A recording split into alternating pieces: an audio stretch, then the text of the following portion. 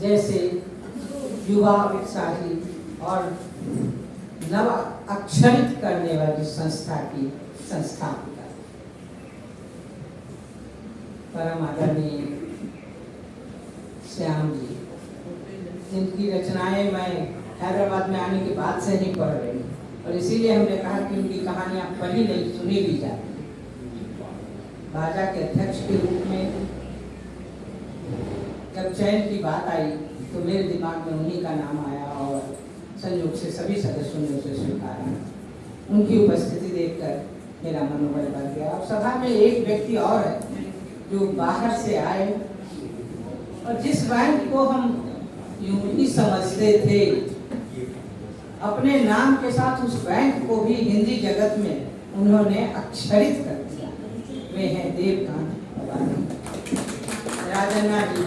कौन नहीं जानता है, फांसी के तख्ते से लेकर और आम आदमी की अदालत तक हर जगह जिसकी पहुंच है, वो व्यक्तित्व जो बोलता नहीं, शब्द गढ़ता है, शब्द लिखता है और शब्द करता है। ऐसे ऐसे व्यक्तित्व हैं। कुछ नई बात पीढ़ी भी हमारे सामने है जिनकी बातों से बीच बीच में मैं दखल के लिए माफी भी चाहती हूँ, लेकिन मैं बहुत प्रभावित हुई। बेटी शिल्पी भटनागर जो हिंदी साहित्य और काव्य क्षेत्र में तो एक धूम्रकेतु की भान उदित हुई है और छापी जा रही है। यहाँ दुधोरिया जी हैं जो बहुत पुरानी मेरी परिचित है। तो बहुत सारे नाम मंच पर बैठी हुई मेरी बिटिया आर्या, छुटकी बिटिया, छुटकी बिटिया का तो असल नातिन है, बिटिया नहीं, बिटिया तो इधर बैठी है।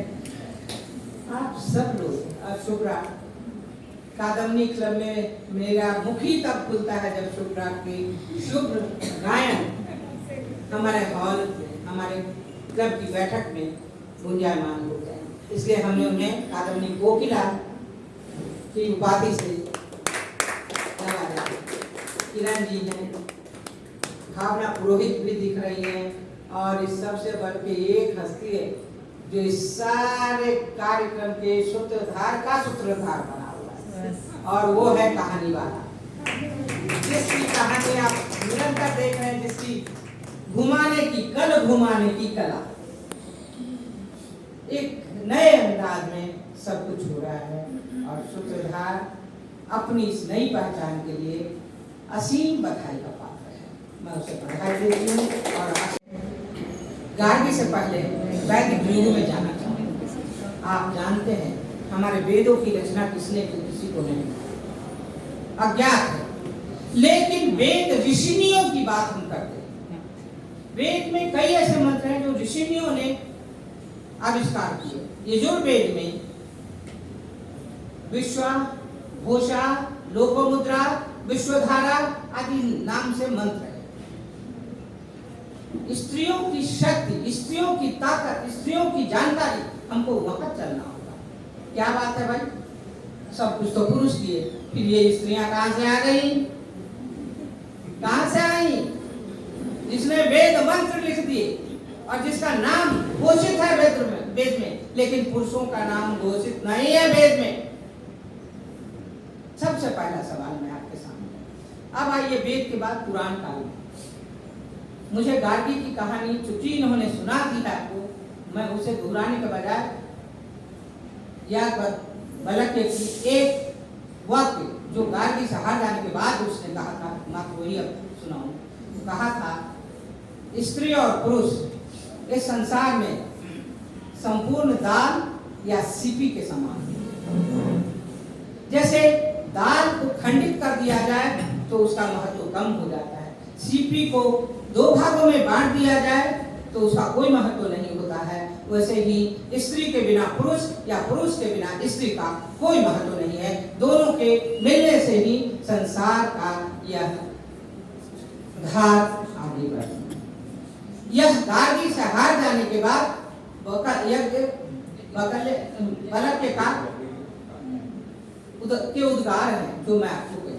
इसी से गार्गी की महत्ता आप समझ सकते हैं। एक और कहानी है हमारे इसी पुराणों में यायाची और सायाची की बेटी थी, और यायाची अपनी बेटी की शादी कुछ अपने ढंग से करना चाहते थे, लेकिन उस युग में आप जानती हैं सीता का स्वयंवर हुआ, द्रौपदी का स्वयंवर हुआ, रुक्मिणी का स्वयंवर हुआ, यानी स्त्रियों को, पुरुषों को अधिकार नहीं था, स्त्रियों को अधिकार था अपना वर चुनने का, वरण करने का।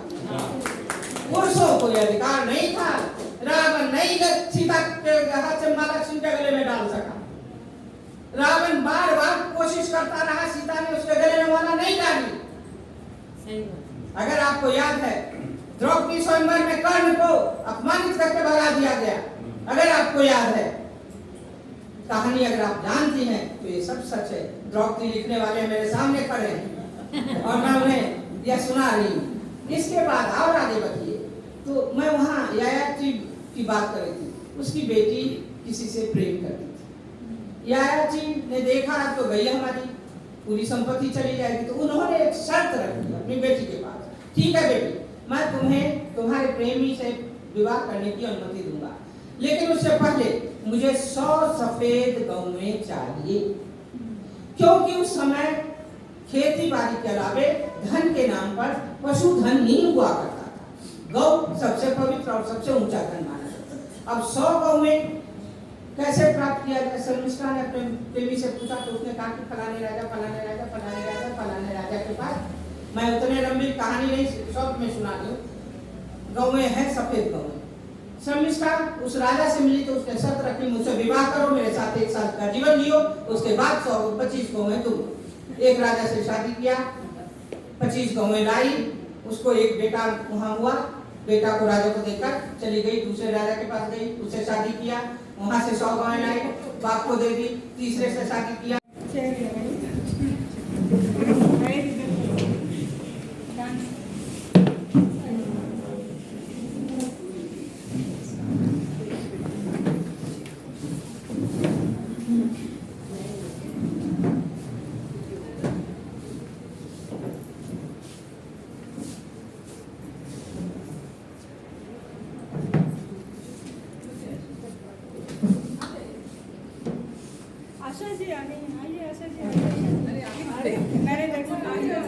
अच्छा फोटो ले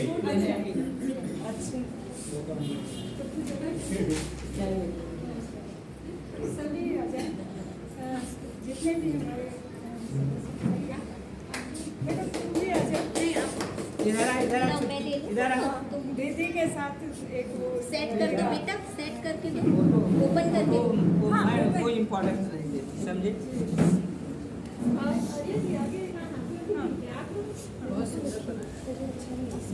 आर्या जी इधर देखिएगा थोड़ा सा।